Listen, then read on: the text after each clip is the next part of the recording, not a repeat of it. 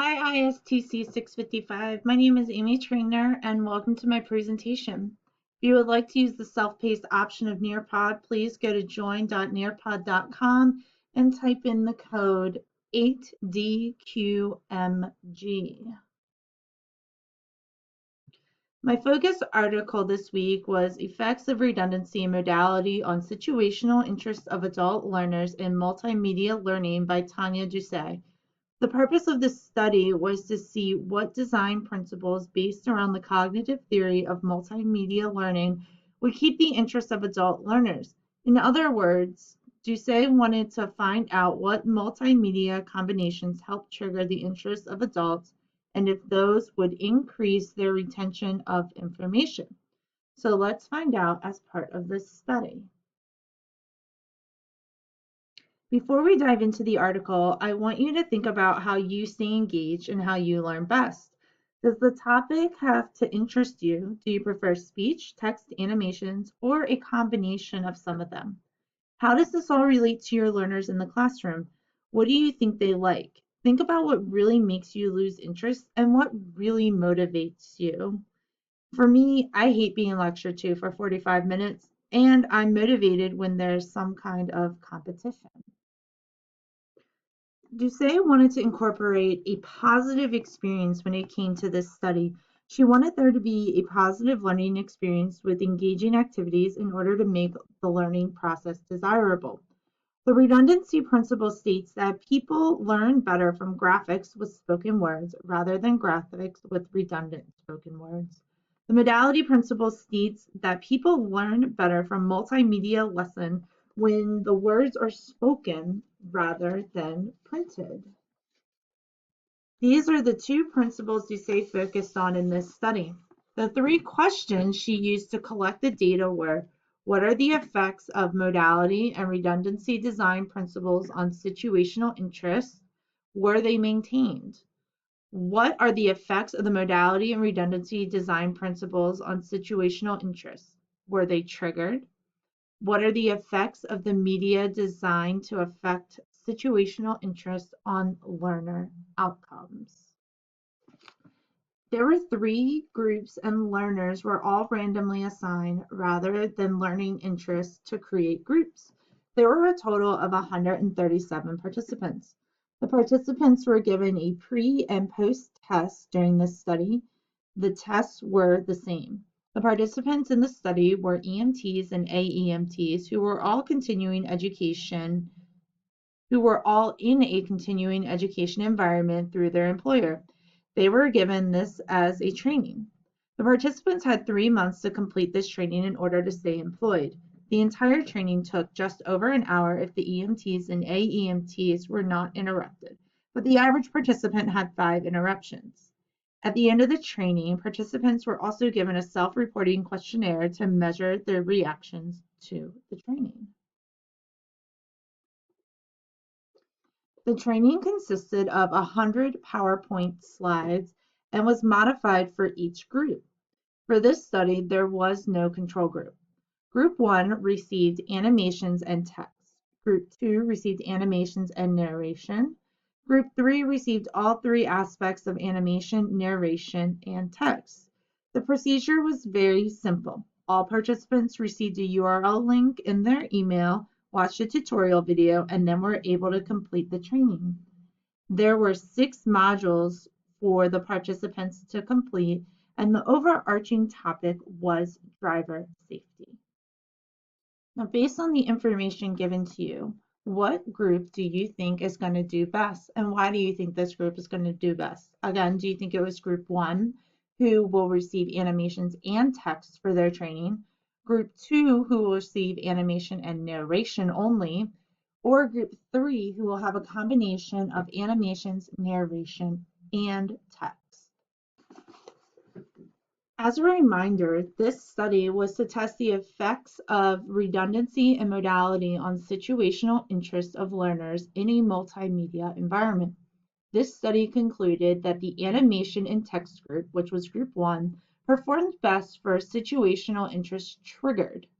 For situational interest maintained, the animation, narration, and text group, which was group 3, performed the highest. To assess learner achievement, the pre-test score was subtracted from the post-test score for all participants. This study concluded that using multimedia in the modality and redundancy design principles does have an effect on situational interest triggered and maintained. However, there is not enough sufficient evidence to evaluate the research question related to learner achievement. So what really works best? Based on the limited results, it seems students performed best when there was some kind of animation and text included in presentations.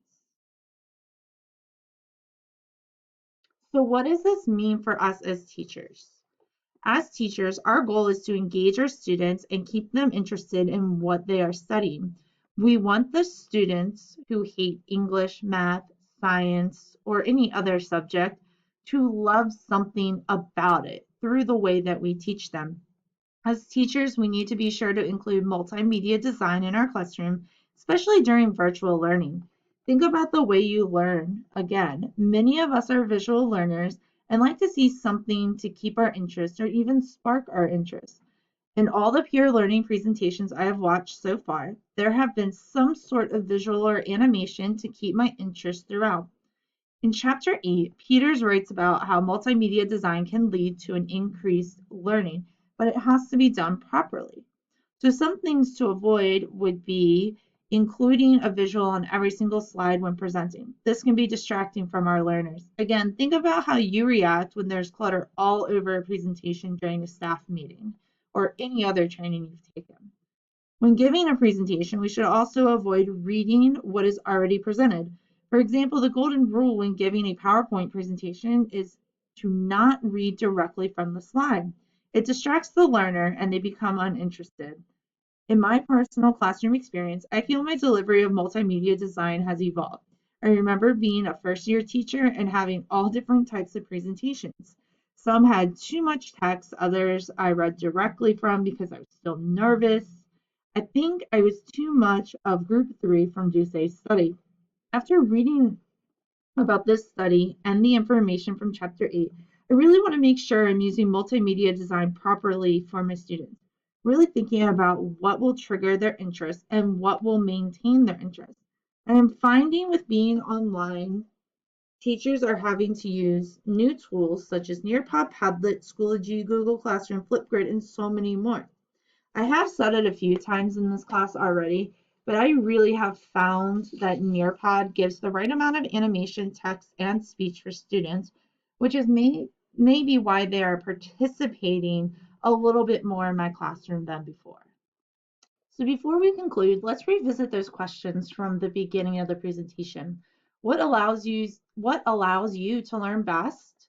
What causes you to lose interest? And what motivates you as a learner? And answer this question. After learning about this study, do you think you as a teacher add the right amount of animation, text, and speech in your classroom? What do you use to help trigger and maintain learning in the classroom? Is there anything you can improve or change in your teaching? What I enjoyed most was making this presentation. I really enjoyed putting the visual work together, picked bright colors to give a positive energy, and tried to make everything as neat and clear as possible for you guys. What I really struggled with was the recording, and not necessarily because screencast, because I have used this tool before, but just the recording itself. I hate the sound of my voice, and I become very anxious and nervous when working with recording technology. I sometimes have to start at the first slide over and over and over again because I either click the wrong button or once the camera turns on, I completely freeze and have no idea what I'm saying, even if there's a script right in front of me, which has happened multiple times. My recommendation to my peers would be to just take a deep breath because it will be okay. Everyone enjoys each other's work in this class, and it will be fine. I also recommend asking questions if you are unsure of what to do or need clarification. I always feel I'm asking too many questions, but I don't want to make any major mistakes, so be sure to ask them. And my final recommendation is that you take your time and leave room for error. We are not perfect, and that's okay, because again, at the end of the day, we all really enjoy each other's presentations. Thank you for watching, and I look forward to your comments in the discussion board.